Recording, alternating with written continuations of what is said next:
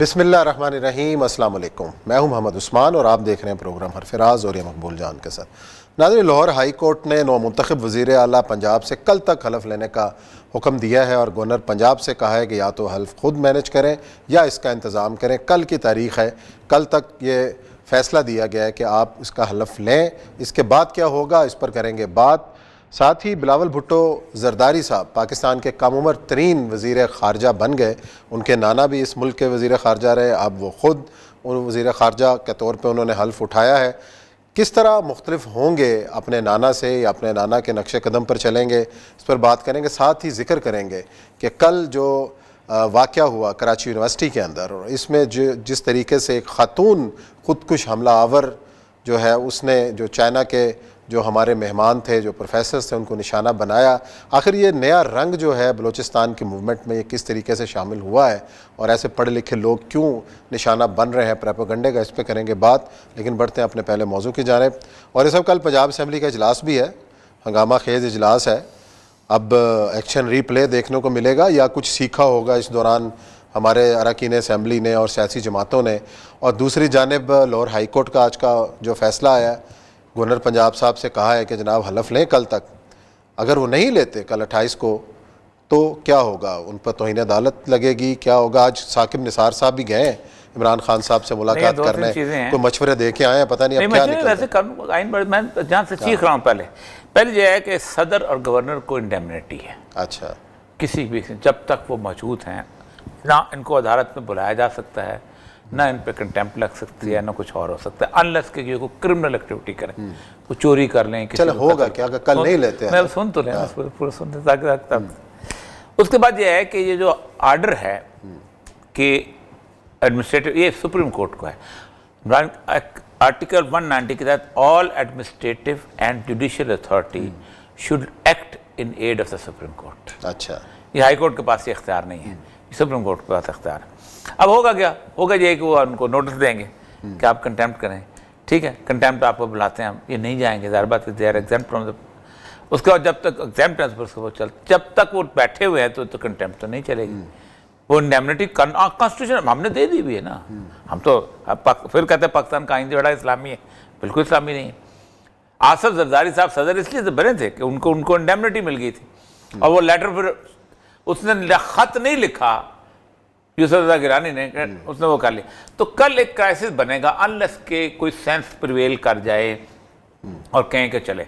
बुनियादी तौर पर होना ये चाहिए था, मैं जहाँ तक समझता हूँ, अगर वाकई समझते हैं और अगर अदालतें समझती हैं कि हम अपने आप को इस मुल्क की आंखों की नज़रों में, लोगों की नज़रों में हम इंडिपेंडेंट हों, तो फिर साइमल्टेनियसली सारे फैसले एक साथ करके एक दिन में डिसाइड कर देना चाहिए।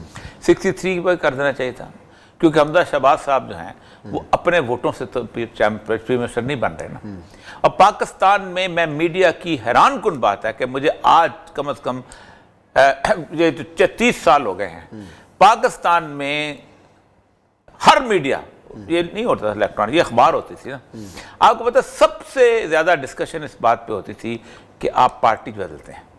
लोटों के ऊपर जो कुछ गुफ्तगू होती थी, पहली दफा यह है कि इमरान खान का लोटा जो है वो इज्जतदार हो गया, इमरान खान का लोटा हार के काबिल हो गया। इमरान खान का नहीं पहली बार नहीं वारिया साहब, इमरान खान साहब लोटे लिए थे, वो भी पहली बार नहीं, पहली बात है इमरान खान के लोटे नहीं लिए गए थे। अच्छा, इमरान खान के, ये भी एक आप गलत बात, इमरान खान के लोटे इलेक्शन जीत के कोई नून लीग का बंदा वहां शामिल नहीं हुआ फेडरल गवर्नमेंट में। अच्छा, कोई नून लीग का, कोई पीपल पार्टी का शामिल नहीं हुआ। ये बात नहीं करें। अच्छा, मतलब ये है कि जिस वक्त आप पीपल पार्टी छोड़ के जाती थी, आपने दुनिया जहान के ये लोटे हैं, इलेक्शन से पहले लोटे होते रहे हैं।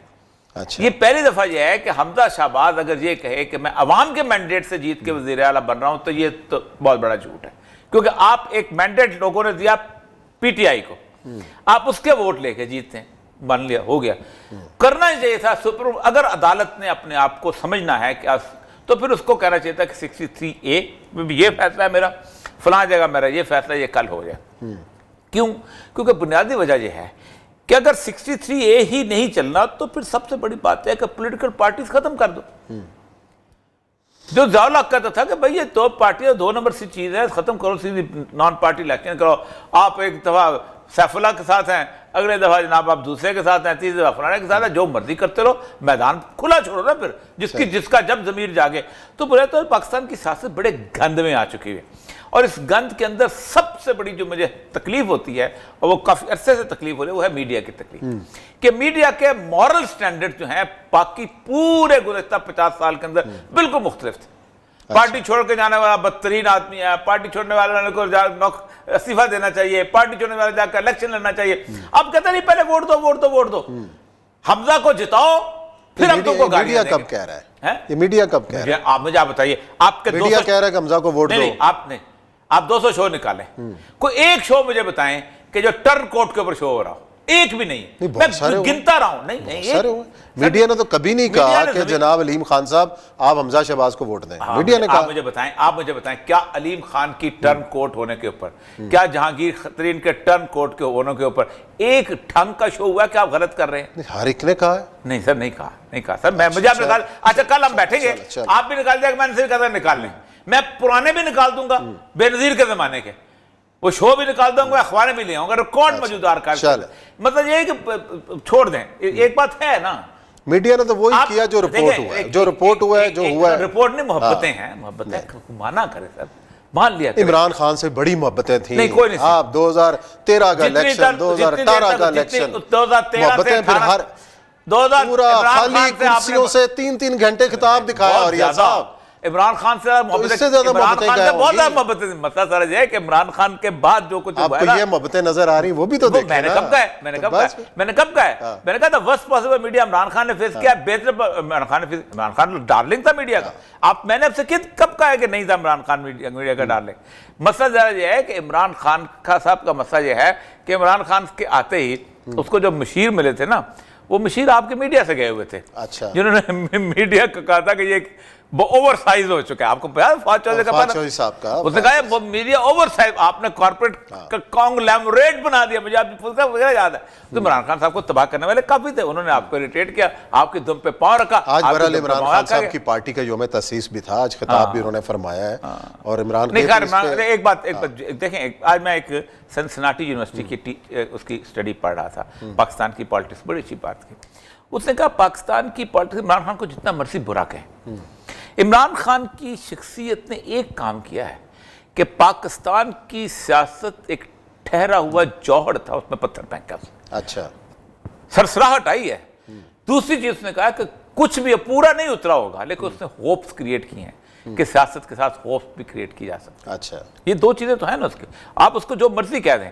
पाकिस्तान में आज जो डिस्कशन हो रही है, वरना हो क्या रहा था, मुझे याद अच्छी तरह कि मुशर्रफ जिस वक्त आया था, मुशर्रफ के आने के 5 या 6 साल के बाद लोग समझते थे अब बस यही है। मैं एक बहुत बड़े अखबार में लिखता था, तो उसके एडिटर ने मुझे कहा था, और ये सब बस काफ़ी हमें पता चल गया है कि जब तक ये जिंदा है हम नहीं, हम ऐसे ही। अच्छा। इसी तरह ज़ियाउल हक के बारे में कहा जाता है जब तक ये जिंदा है कोई तब्दीली नहीं आ सकती। पाकिस्तान में भी ये हो गया था, यही 2 पार्टियाँ अब स्टैंडर्डाइज हो चुका हुआ है। दुनिया पूरी में जैसे वो 2 पार्टियाँ थी, पाकिस्तान में भी 2 खानदान बन गए हैं। जो आप खुद सोचें ना कि पाकिस्तान की सियासत इतनी सतह पे आओगी स्टैग्नेशन की कि एक बच्चा पैदा होता है तो आप कह देते हैं अब ये 70 साल के बूढ़े का भी लीडर होगा, 80 साल के बेहतरीन ज़हीन आदमी का भी लीडर होगा, और हाथ बांध के खड़े होते हैं उनके पीछे के सारे। ये थी पाकिस्तानी पॉलिटिक्स आगे हुई। उसमें सिर्फ आज इमरान खान चला जाएगा, पॉलिटिक्स आउट हो जाएगा, लेकिन एक कैफियत पैदा कर गया, एक गेम आ गई है। अब उस गेम में जो भी बंदा निकले, तो असल में कल होगा क्या? अच्छा, कल मैं चाहता हूं कि सेंस प्रिवेल करे, उसको आने दें। नहीं, अगर तो आरिफ अलवी साहब ले रहे हैं हल्फ, तो वाई नॉट उमर सरफराज चीमा? उन्होंने भी तो पहले इनकार किया था, लेकिन आरिफ अलवी का मसला है कि Arif Alvi want to stay, एक ये। दूसरा यह कि उमर चीमा को तो बड़ी आसानी से आप निकाल सकते हैं, आरिफ अलवी का कोई बाल भी बागा नहीं कर सकता। अच्छा, आरिफ अलवी को निकालना आसान काम नहीं है, 2/3 मेजॉरिटी चाहिए।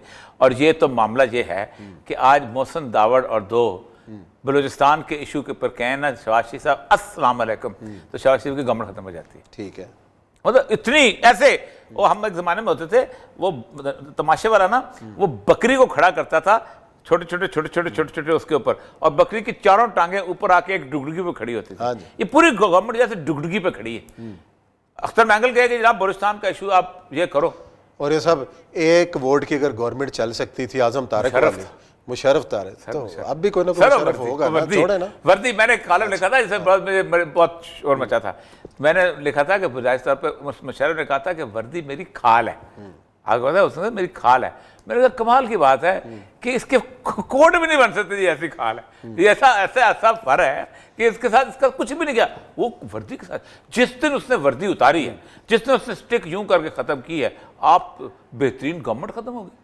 आपने जो चाहा उसके बाद किया, आपने कैसे निकाला था आपको पता है। यहाँ इस ड्राइवर में बैठ के आसिफ जरदारी ने यहाँ बैठ के बात की थी, और वहां बैठ के उसने कहा था खड़ा होके लाड़काना में, खबरदार खबरदार खबरदार, और कहा था देखो हम आप 3 साल के लिए आते हो, हमने यहाँ मुस्तकिल रहना है।